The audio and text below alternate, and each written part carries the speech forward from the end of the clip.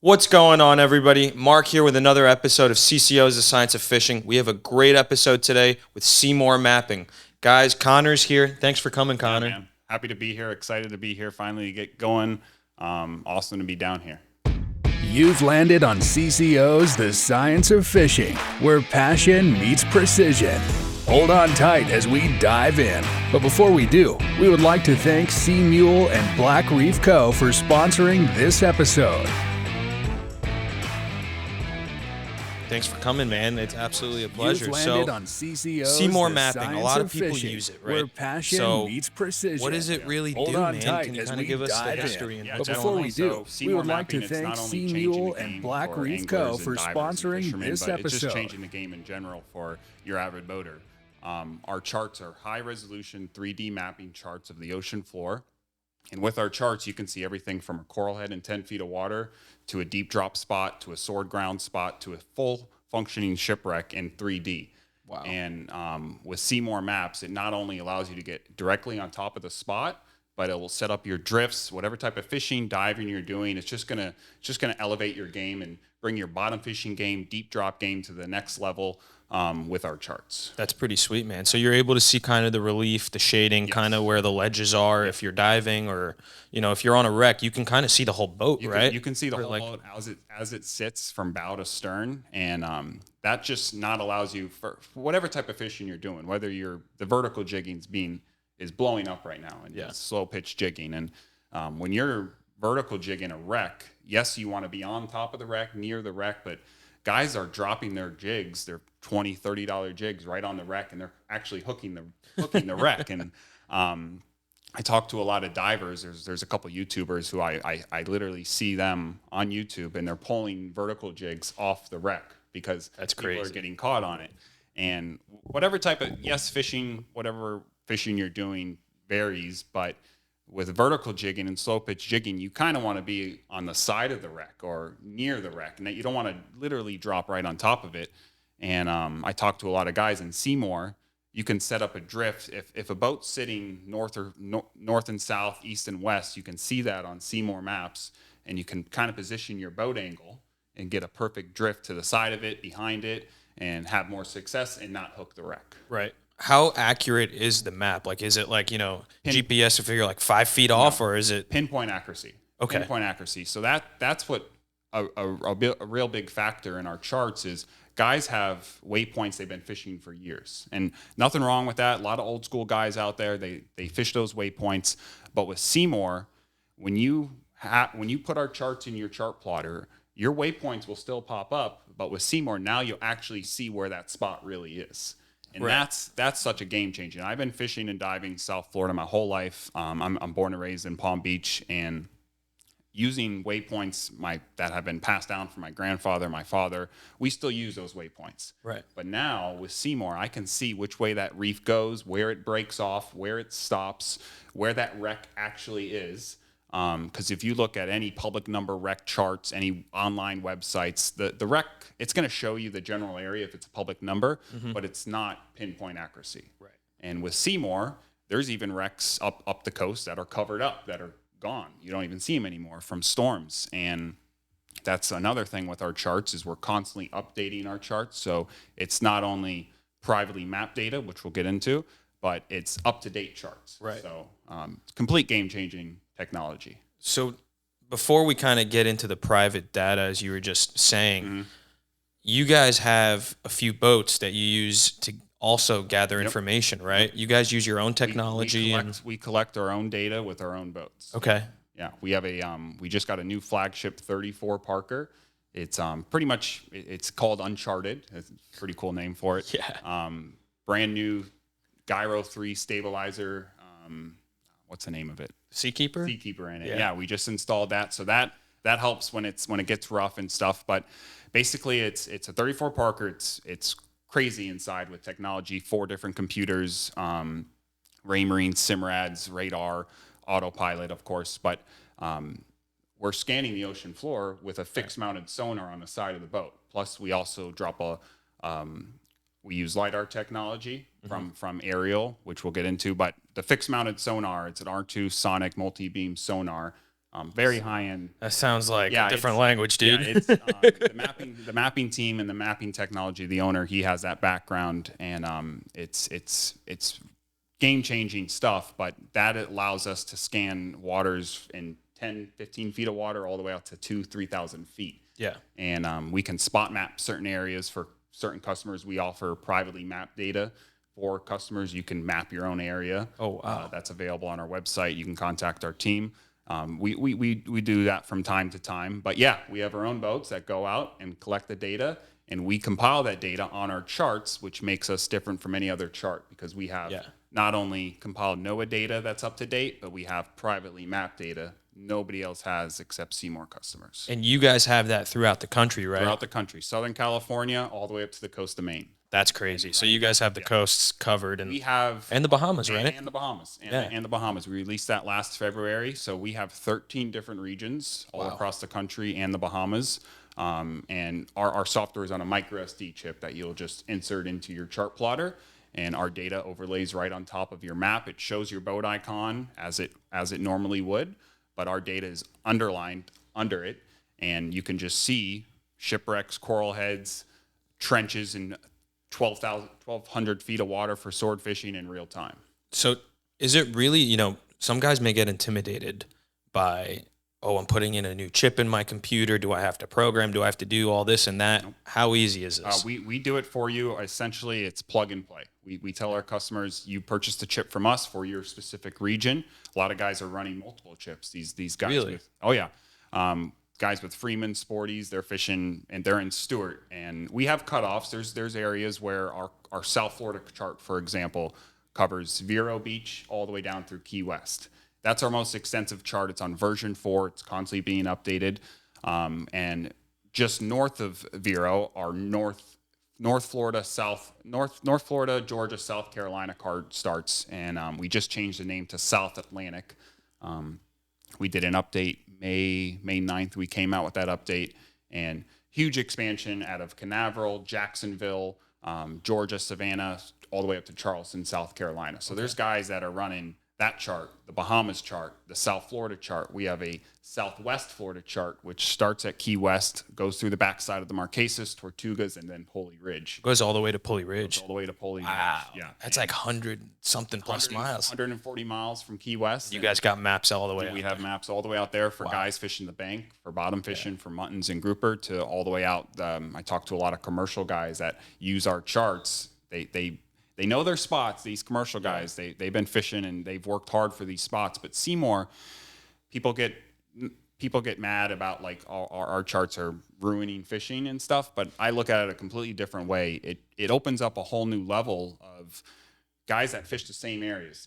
Fishing in general, diving fishing, people do not like to change. They like to do their own thing. And with CMOR, it's going to allow you to see what you've been actually fishing, but find new spots. Right. New isolated spots no one's going to, less pressured, and that's going to equal more fish. Yeah, it's kind of almost conservation in a sense where like you're spreading the wealth instead of everybody just on one little spot. Exactly. And there's a lot of YouTube videos where guys will fish a scattered number of public wrecks, but you'll know this guy has CMOR because he's way over here by himself fishing one little rock. Yeah. And when I show and explain the charts to people, and you look at the Straits of Florida, you have reef lines going north and south along the beach, and awesome bottom fishing there, good relief, there's wrecks in between those areas, but it gets pressured. Everybody knows about them.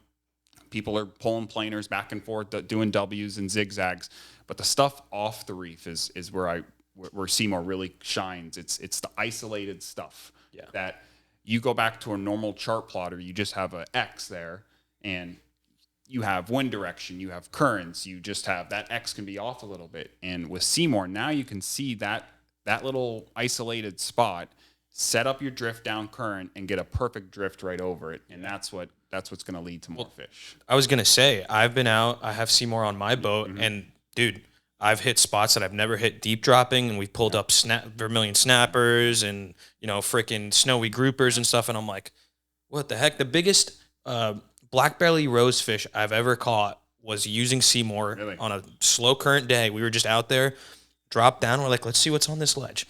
massive black belly rosies, Really? dude. And I was like, whoa. And we've hooked into swordfish using your stuff.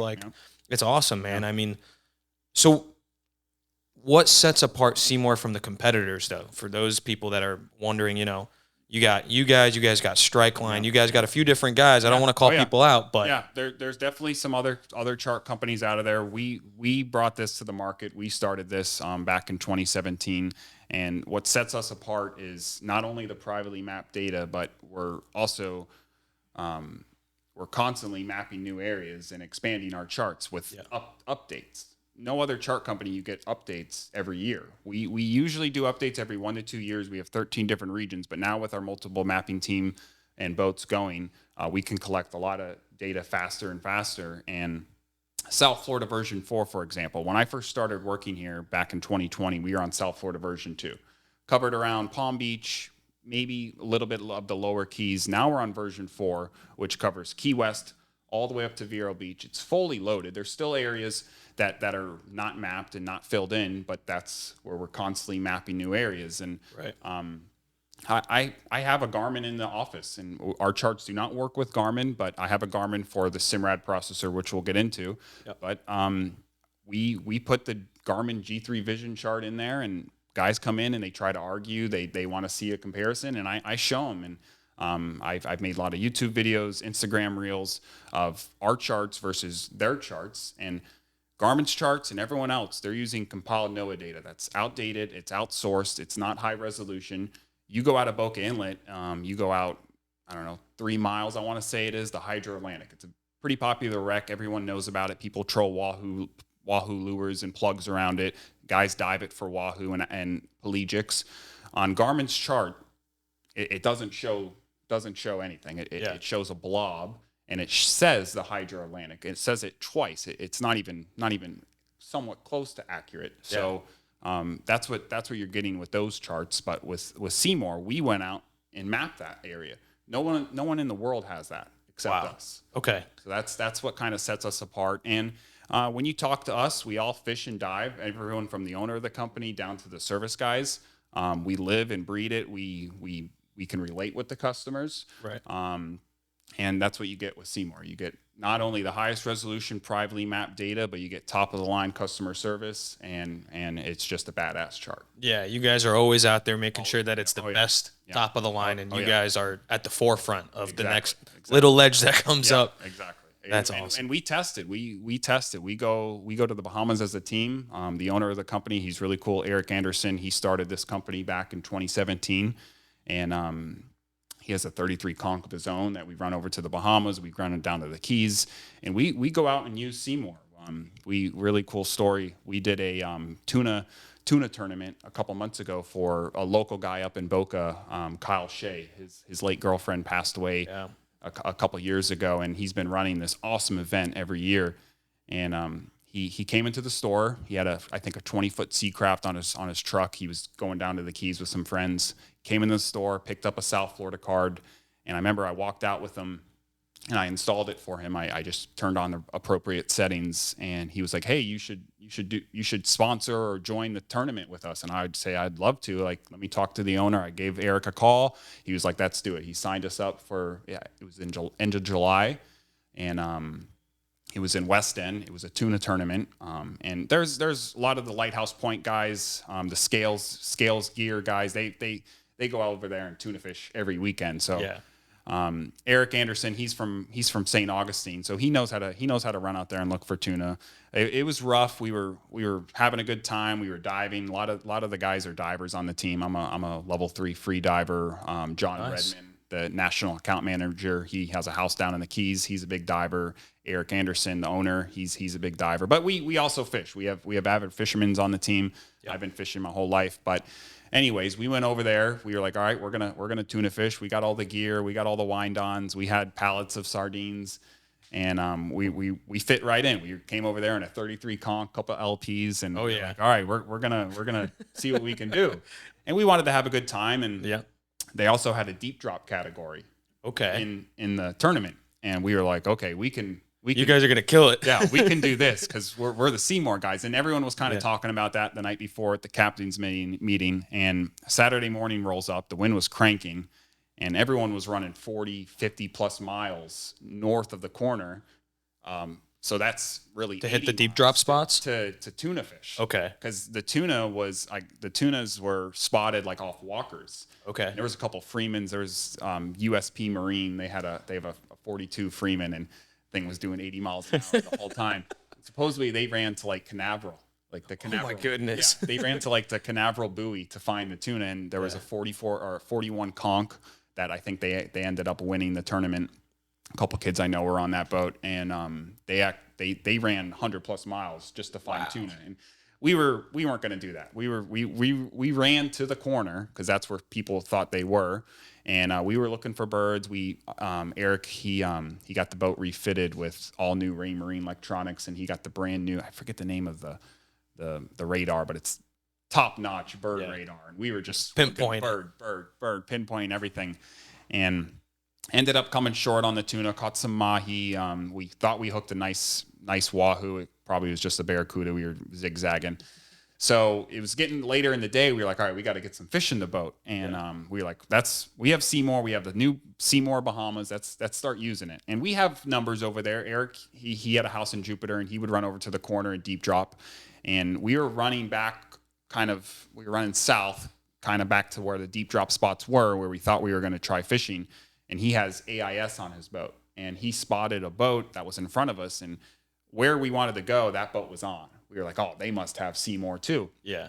And so we were just kind of looking around at the map, and we saw the little shading relief spot on CMOR, and we were like, let's go try that. We set up a drift. We were deep dropping earlier that day. We caught some queens. We were catching a lot of not yellow eyes. What's the name of them? The yellow silkies. Oh, okay. Silkies. Yeah. We were catching a lot of those and some smaller queens, and we found this little divot in 1,400 feet. We did a drift over it. I was at the helm. I kind of just put the boat in neutral, see which way we were drifting, and I marked a little fuzz. And I was like, all right, I'm going to get back on that line. I'll tell you when. And I think it dropped from 14 to like 16, so it was a pretty nice edge. Yeah. And Eric was up in the front of the boat with that. We had 2 LPs running that day, and Eric was up in the front, had the squids hooked up, and he dropped it down. And as soon as he got it down, I remember he was like, all right, I'm at bottom. And he just brought it up a little bit, and he saw one bite. He was like, all right, that's a bite. And then he saw another bite, and John was like, take it. And Eric hit the 2 buttons, and we were fighting the fish for maybe 10, 15 minutes. And this was the first spot, first drop on a new spot we've never fished, 2 50-pound mystic groupers. Oh my gosh. Yeah. Dude, that's killer. Yeah, 2 50-pound mystic groupers. We were going berserk. And we were like, holy Those crap. are some big boys, man. Yeah. And same rig, everything. And one actually, you know how they kind of circle when you're bringing them up. One actually came off the hook, but since its stomach popped, we were able to like just gaff it. It was awesome. And we caught some other nice queens that day. I think we caught a 12-pound queen snapper, and we were like, okay, we can win this 3 fish aggregate for the deep drop. Yeah. I think it was yellow eye, mystic grouper, maybe snowy grouper, and then queen snapper. And we were like, all right, we got some nice fish. Yeah. And we actually, during a tuna tournament, we actually decided to dive the last few hours. We were like, that's to see if we can dive. We shot some hogfish and some black grouper. There you go. Yeah. You're like, we got this in the bag. We got this in the bag. And so it was, I think we had a check-in at 4 back in Boodle Bay, and it was about 2:30. We were like, all right, let's get on the bank and take this 33 conch. We ripped it 50 plus miles an hour all the way back to West End. And we get back to the house. Everyone was staying in Blue Marlin Cove. We were staying right across the little cut there at this little house we rented. And we were like, all right, we're going to win the deep drop category. We pull our boats over there. Everyone's pulling out tunas, bringing them to the weigh-in station. A lot of mutilated tunas because of the sharks. And that's a whole problem over there.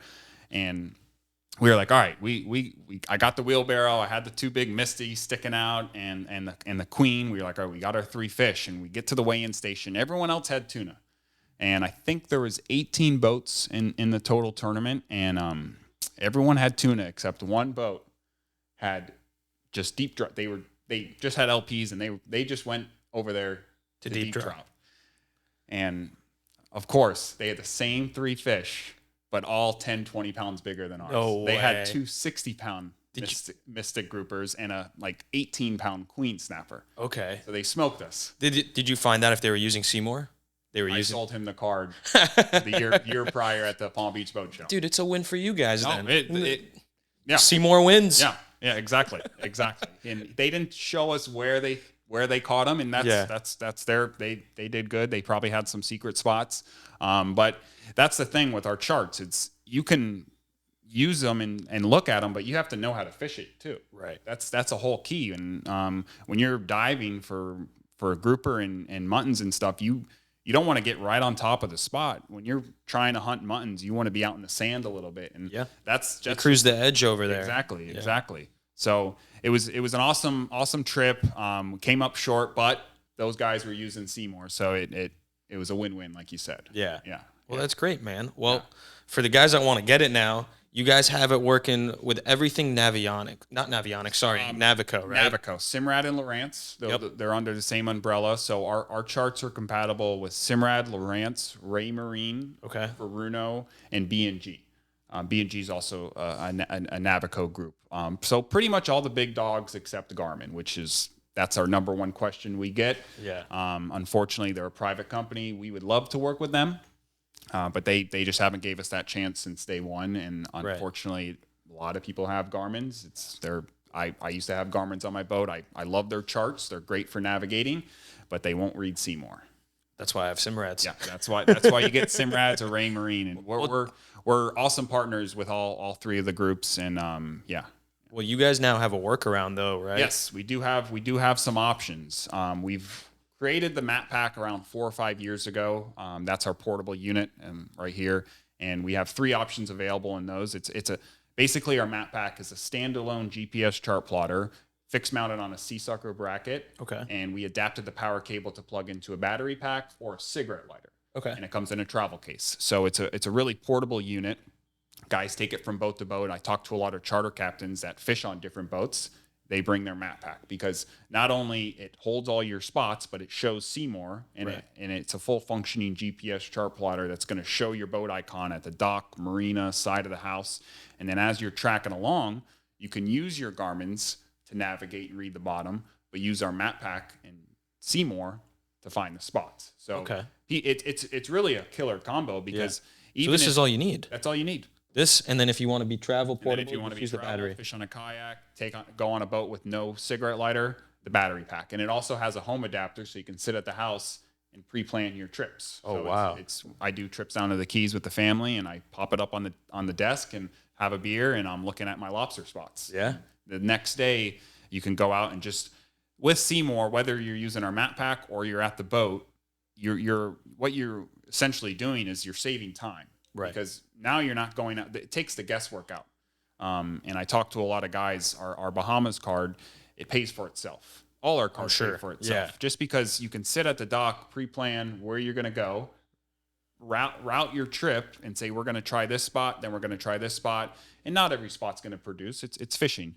But with CMOR and our Map Pack, you can sit at the house and literally say we're going to go here first, then run 2 miles that way, and just pre-plan your whole trip. It's going to save time, it's going to save fuel, and you're going to catch more fish. Yeah. I mean, to be honest, I almost want to get one of these instead of using it in my native Simrad, because when I hop on other buddies' boats, I either have to go to my boat the night before, get all the numbers. Yeah, man. Yeah. I'd rather just bring this unit, just pop it on the freaking the console and just rip it, and we go. Yep. And that sea sucker, it's super strong. I fish on a 36 Invincible with right where the compass is. It's their sea deck. So I actually flip this upside down on the radio box. So you put it up. Put it up. A lot of guys do that. They put it on the windshield. It can go on any flat, and it'll hold. And it will hold. It will hold. That's a US made sea sucker. We work well with them. And the portable units are awesome. This is the Simrad 9. It has 2 card slots, so you can run up to 2 different CMOR cards. A lot of guys that fish South Florida, the Bahamas, Tortugas, they can have both their CMOR cards in there and just touch of a button, switch back and go back. And that's awesome. Exactly. And so, now you have the battery pack. Battery pack. So now you don't even need to plug it into anything. Nope. You don't even need to plug it into anything. So if a boat doesn't have a cigarette lighter, battery pack. How long does that last? Working anywhere from 9 to 12 hours. Really? Which is really good. That's all you need, man. Takes a little over an hour to charge. Yeah. Okay. Yeah. So that's super simple. And it even works for your electric reels and stuff. So Yeah. you kind of want to, some guys, these slow pitch jigging, they're kind of moving all over the boat. Right. Now they can really, guys have purchased this to take it on like the Yankee cap and to plug into their electric reels. Yeah, they have it. Thing. Yeah, there's a few different companies out there that are doing that. It's getting big. Yeah. So that's probably our most popular option, the Map Pack, just for wide range of customers. But then we also have the Simrad processor, which we developed a little over a year ago. Basically, the Simrad NSO Evo 3 processor is a black box. It's essentially a full functioning Simrad, just without the screen. Has all the components, and with that black box, because it has HDMI, NEMA, and USB, you can take that black box, install it underneath the console or where fitted, and plug it right into your Garmin's. You have to have a compatible Garmin, the new 9000 series, the 84 600, and then the 86 series. All those have HDMI slots. Now, HDMI and USB for touch. You can take the processor, install all the components into the back of the Garmin, and with an open video slot, you can mirror a full functioning Simrad on your Garmin. No way. So that has been a really popular option, especially a lot of these guys that are building these big high-end boats. How do you control it? With it? It's same touch screen? Same touch screen. So you just have a Simrad on a Garmin screen. Yep. Wow. Yeah. That's pretty incredible. We actually just did a deal with Nortec. They pick up for every 4 boats. And really? Yeah. And CV guys are getting them, guys that are building these contenders. I was actually on the phone with International Marine. They were up on Dustin Johnson's boat installing the processor Pro Golfer up in Jupiter. So you get the best of both worlds with that. Oh yeah. You get everything. Everything. And it takes away having this on your dash and having wires, because that processor would be underneath the console. It's about hidden. Yeah, it's about the size of an amp. So you just find place to mount it and then run it right to your Garmin's, and touch of a button, you can go back to your Garmin charts, but then you just slide over, hit the options, hit video, and then you have a full functioning Simrad right on your Garmin screen. Yeah. So you can use one Garmin to navigate, read the bottom, and then the other one to view Seymour and a Simrad. With NEMA connection, you're picking up exact GPS correlation. They're talking to each other. You're getting speed. You're getting your track. So it's awesome. Garmin's going to get pissed. Yeah. They can't do anything about it. Really? They can't? They can't do anything about it, because all it is HDMI and USB. And they have to have that, because when you have a camera or speakers on your boat or something like that, you have to need it. Yeah. If you have FLIR or something to get into. So, they can't do anything about it. Good for you guys. Yes. Good for Simrad. Yeah, good for Simrad and good for CMOR Mapping. And it's proven. Guys make videos not even that have CMOR. They just compare their charts to our charts, and there's no comparison. Right. Garmin charts are like Google Earth with added color. It's just the resolution is terrible. You can see that there's something there, but it's just a mound, and it's not actually showing what's there. And there's new artificial reefs that we go out and we scan. Guys send us hundreds of numbers every day. Yes, people are very protective of their numbers, but at the end of the day, they want to see what that is. They want to see what that bottom looks like. So when we do mapping projects, we reach out to our customers. We reach out via social media, and we say, send us numbers. You don't have to send us the exact number of your honey hole. Yeah. But if you send us a general area of where you think good bottom is, that's where we're mapping. We're not going out there and just scanning the ocean. It's a monumental task. Yeah. It's the ocean. So it's going to take time, but we want to map it all. And we want to map where guys are fishing and diving. And that's what we like to deliver as we do updates. So as we come out with updates, if you own the card, when you're a South Florida version 4 card owner and you own that card, when version 5 comes out, you'll be notified. You'll see it all over social media, and you send the card to us. You bring it into our Lighthouse Point location. You come to a boat show. You go to a dealer, and we update it to the latest version for you. No way. Plug and play. You don't have to stick it in a computer or download an app or anything like that. We do the updates for you just for security reasons and stuff. Yeah. We take your old card and we give you back a brand new updated chip. No way. Yeah. That's awesome. So you're constantly, as a customer of CMOR, you're constantly getting updated. Yeah. It's almost like you do that one-time purchase, you join the club, and then you're going to get fresh new maps nobody else has. And a lot of guys we're getting ready to release South Florida version 5 next month. Okay. Right before the Fort Lauderdale boat It's going to be a big expansion pack, basically. Usually South Florida updates are crazy just because we map everything from Vero down through the Keys, and we've added tons of new data from Big Pine down to Key West, from Miami up through Palm Beach, and then Vero to Stewart. We filled in tons of new areas, new wrecks, new artificial reefs, new dump sites, and that's awesome. what we go out and map. Yeah. In front of me, I have the Flushmaster by Seymour. This little device simplifies the process for flushing your engines. All it takes is 3 easy steps. Plug the hose into the device, plug the hoses from the device into your motors, and press on. That's all it takes to preserve the longevity of your motors, ensuring 100% clean water is running through them. So if you want to preserve your motors, go to cmule.com and go pick up a Flushmaster. That's pretty incredible, man. So let's talk about you a little bit, Connor. Okay. What's your background in so fishing and all this? And how'd you get involved with CMOR? Yeah, it's a little unique. I'm born and raised in West Palm Beach, Boynton area. Been fishing and diving my whole life. Avid fisherman, passion for diving. I'm a big diver. Family was in the restaurant business since 1973. Wow. And when I graduated high school, I did fire EMT. But I got right into the restaurant business with my dad, my old man. He owned the restaurant, and it was a seafood restaurant on the beach. And me and my brother, we ran it till I was about 24, and then right before COVID, we as a family decided to sell it. The October before COVID, I had no idea. Got right out, man. We got right out in the nick of time. There you go. Yeah. It was a crazy experience. Thank God. And at that time, I did fire, I did EMT, I was a paramedic. It just wasn't for me, so I really didn't know what to do. I started looking at boat jobs, and I was looking into marine maintenance and yacht management. I wanted to get my captain's license. I never ended up getting my captain's license, but I reached out to a gentleman in Pompano, and he was working on boats. He just started his business, and I was like, you know what? I'm going to give it a shot. He called me in the next day, and I was a marine technician for 4 years, from probably 2019 to 2022, 2021. I don't really remember the dates, but I worked on boats for a while at a few different shops in Pompano, Deerfield, and kind of the mecca of boating in Fort Lauderdale. And one day I followed CMOR. I knew about CMOR. I actually used to go into West Marine and try to take pictures of numbers and stuff to go out and dive on the weekends. But did it work? No.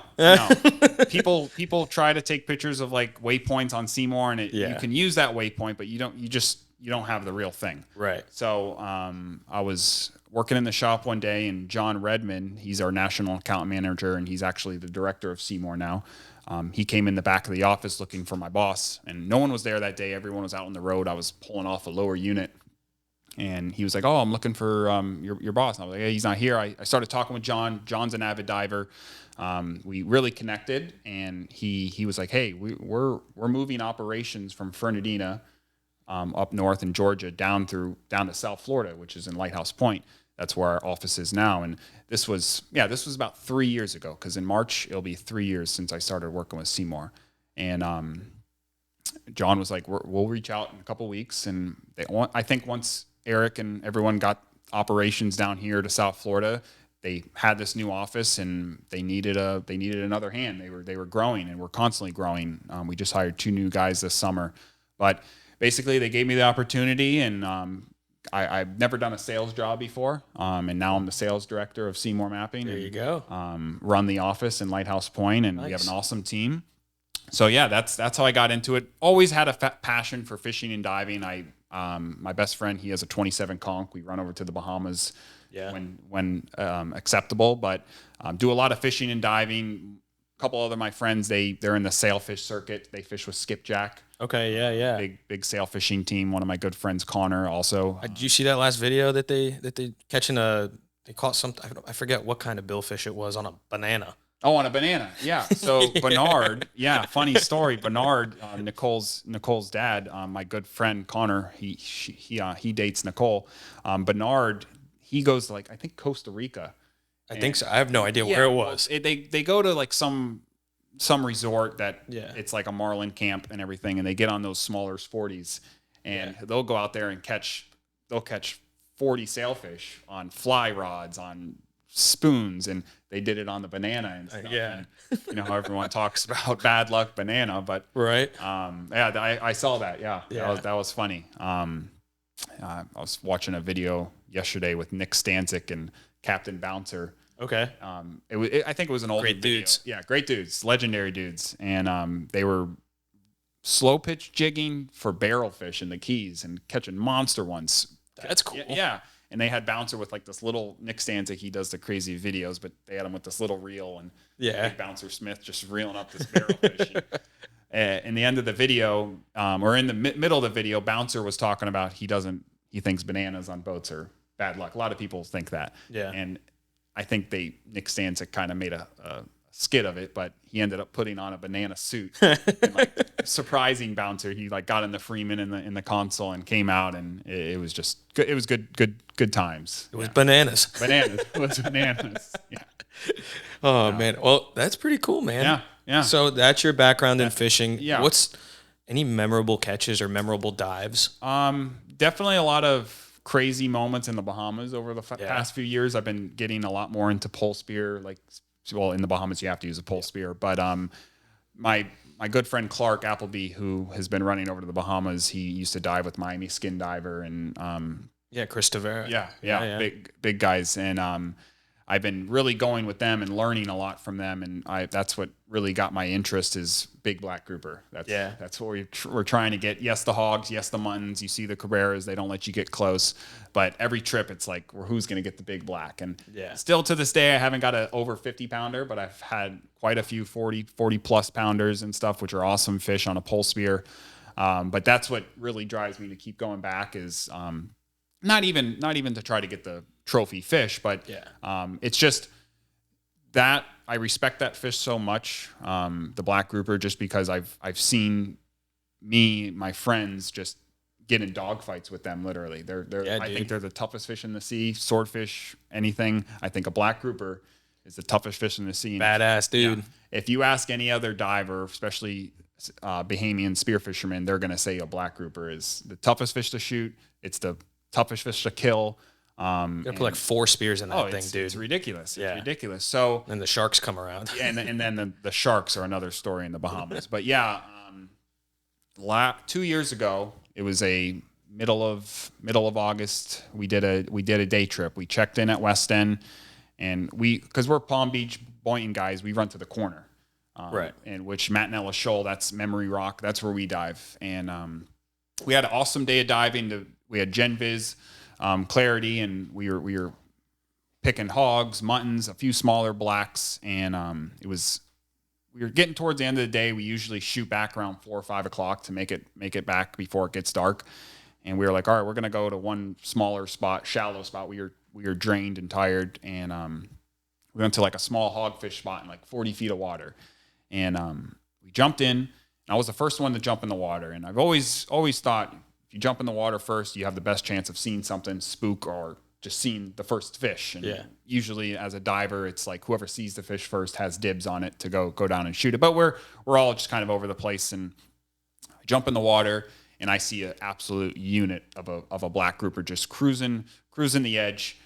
Little cut here, and he's kind of just right in the middle of this trough. And I think I was the only one to spot him at first. I chased him around for a little bit, and then he kind of slivered into a hole. And I called Clark over. I think it was 4 of us that day. Scott, the other guy, one of our other divers, he was already wetsuit off. He was ready to go home. He had a pub sub in hand and a cold one. And so it was just 3 divers in the water. And I called Clark over, and I was like just pointing, and we were just communicating. And I went down 45, 50 feet of water, went down, had my flashlight on my belt reel, stuck my flashlight in the hole, and I just saw him parked. I couldn't see the back of his body, so I really couldn't gauge. And I've always thought that when black grouper are moving, they get skinny. They get really long and skinny. They put their fins down, so you don't really see the full size of them. Plus, you're in 50 feet of water, so you're pretty good distance away from them. And I go down, and I just see his mouth, and I knew he was a stud. Just from his mouth. I couldn't see his body. And I remember I was like, all right, I got a pretty good breath. So I loaded up my pole spear. I have billfish sniper pole spear, roller. Nice. It's literally, it's the best pole spear on the game. And I was able to get a holding shot right in his gill plate, and the fish went absolute berserk and went all over the place, really dug itself in a hole. And I immediately opened up my belt reel. I was like, I'm not going to be able to get this fish out in one dive. And so I swam to the surface. Got to the surface. I just kind of gave Clark that nod. I was like, all right, we hit him. And GoPros were on. His GoPro was on. My GoPro was on. So this is all in footage, it's the craziest video. But Clark, he got a good 2-3 minute breath hold. He was ready to go. And he went down, saw the fish. I saw him kind of crawl in the hole. Like he kind of went, I saw his fins. That's the only thing I saw. So he was really in there because that fish really dug itself in the back. And Clark put another shot in the fish, right in the gill plate, kind of same area that I got, I think a little bit closer towards the eye. And I saw Clark down there at the bottom pulling. He thought he like stoned it. And the fish wasn't moving, he said. And he's sitting there pulling. And the fish was just wedged itself in. These grouper, they'll go in a hole and they'll just puff up. Yeah. They'll put their plates up and everything. Impossible to get them out. Impossible to get them out. So he comes up, 2 pole spears in the hole, and the fish started going crazy a little bit. So we're like, all right, this guy's still alive. Yeah. And we come up to the surface, we assess the situation, and Alfredo was doing something else, the other diver that was in the water. I don't know what he was doing. So it was just us two. I get like a good 5-minute breath hold, and I was just like, all right, I'm going to go down and see what this is about. So take my dive. I get down there, rope, there's belt reel line kind of just flinging up everywhere. I don't want to get tangled in it. And I'm sticking my flashlight in the hole, and I'm poking at this fish. And I'm like trying to poke it to make it move, but also pull it out. Right. And all of a sudden, like this fish just turns on full gear, swims out of the hole. And like I said, there was that trough there. He swims out of the hole and goes into another ledge. And Clark's on the surface, and he's filming me. And I'm sitting there doing this, and he sees me get pulled by this 45-pound black grouper, pulls me into the other hole. And on this other hole, there was it was a ledge with like a little cave, but then there was a hole where the fish tried to swim out. And that was the last thing I wanted, because there was so much already tangle and then 2 pole spears. So I'm sitting there holding the rock and trying to pull this fish out. It's like tug of war. Tug of war. There's a, I don't know, it was quick. There was a 10, 15 second tug of war. And all I was trying to do is turn this fish's head, because it was full green, alive as hell, blood coming out of it. And finally, I pulled its head. I turned its head to me, and I just turned it in the high gear and swam up with him. And this fish was kicking down. And really cool video of me coming up, just gasping for air. And Clark came down and like grabbed my butt and pushed me. And we got to the surface, and we were like, "Oh my god!" We were high-fiving. And that was probably the like best dive, and it was the most memorable dive just because it was the last spot of the day. We had some good fish, but that really sealed the deal. Yeah. And beautiful weather. Got home that night, filleted the fish. We waited at the kill dock. It was 45 pounds. So that's big black to my day. That's my biggest black. And that was an awesome dive. Dude, that's pretty sweet. Yeah. Did you guys use CMOR that day to find a spot? We didn't use CMOR. Okay. That's all right. The good and bad thing with that is, as a diver, yes, in the Bahamas, it's endless bottom. It's Jurassic Park over there. Yes, with CMOR, it would have been awesome to find that spot. Yeah. But the good thing yet is we haven't mapped it yet. So my spot's still That's still good. safe. So it's just your spot, you and those guys. It's just me, my spot. No one else knows that spot. And we'll eventually map it. And I know the owner, Eric, he wants to map more shallower. But another point, it takes a lot longer to map shallower water than it does deeper water. How come? Because think of it like the cone of our sonar. Oh, it doesn't spread out as far. So on the West Coast, we have limited coverage because of the depth. You run out of Naples, 30 miles, you're still in 20 feet of water. Yeah. But you run out of Fort Lauderdale, 2 miles, you're in 700 feet of water. Yeah. So it takes yes, there's a lot of good stuff over there in which we are mapping, but it's really cool to show customers a scan we do in South Florida versus a scan we do off Tampa. Right. And if you look at some of our tracks, it literally looks like we're cutting the grass. We're just going back and forth collecting this data. And we're mapping where guys are fishing. There's a spot off, I want to say it's off Sanibel. There's blue water holes there. It's in 40 feet of water, but there's blue water springs that shoot down 70, 80 feet. Whoa. And it's really cool. On CMOR, you can use the colors to determine, okay, this lighter color on CMOR is a shallow spot, but then it goes to a dark blue purple. That's going to be your deeper spot. Yeah. And it's just little anomalies like that. We go out and map, and treasure hunters contact us to look for planes. And really? Oh yeah. That's cool. Yeah. Over in West End, sometimes when we were diving this summer, Carl Allen has his operation going over there, Axis. Okay. It's crazy operation. They have submarines. They have 6 or 7 boats just scattered, and they're subs. Subs. They're treasure hunting. What are they looking for? Like Spanish treasure? Spanish really? treasure. Yeah. Like they have found like cannons, gold swords, chains. Whoa. And I think the deal is Carl Allen, he rebuilt Walkers, and I think he owns Walkers. I'm not 100% sure. I know he owns the marina and the fleet there, but I think over the years of storms annihilating that place, he rebuilt it, and he cut a deal with the Bahamian government. Let me rebuild this island, spend millions of dollars, and put in millions of dollars to rebuild this marina and island. And anything I find out here, I get to keep. That's a pretty sweet deal. I think that's what the deal was. And those northern Bahamian waters, he's mapped and searched everything for it. And people say people diving over there just find stuff like a top end of a cannon and stuff, and you probably need a submarine to pull it out, and probably people keep it hidden. But they have a huge operation going over there. And when I first started, there was Discovery Channel reached out. They were looking for a couple jets that went missing off Fort Lauderdale in the 80s. It's kind of a crazy what? Yeah, there was like what do you say in the service, like a unidentified flying object? No, it was there was UFOs. There was 3 jets that weren't scheduled for a training operation. Okay. And they 3 guys got on a plane without any permission. Joe rides. And just went out, and they disappeared. Somewhere in between the Bahamas and Fort Lauderdale was their last known location. And it was weird that all 3 of them disappeared. People say they all crashed or something. They were flying around and they were drunk flying. Who knows? But Discovery Channel reached out, and that was a long time ago, but they were like, oh, have you scanned these coordinates and find anything? And we have a couple subs off Fort Pierce in 500 feet. We went and mapped. That's pretty cool. Yeah. And people deep drop it for beeliners and stuff. So, really? Yeah. Wow. Yeah. And there's wrecks that are like broken up, and then there's wrecks that are halfway covered, and people find new little wrecks. And in Marathon, I have a lobster spot. I don't know if it's a little barge or it's a 20-foot boat, but it's kind of just sitting in the sand in 17 feet of water. I found it on Seymour. Lobster condo. Yeah, whatever. It's loaded in there. It's loaded. And even looking at Seymour, if I were to zoom out and look at that general area, you wouldn't be able to find that wreck until you really zoom in.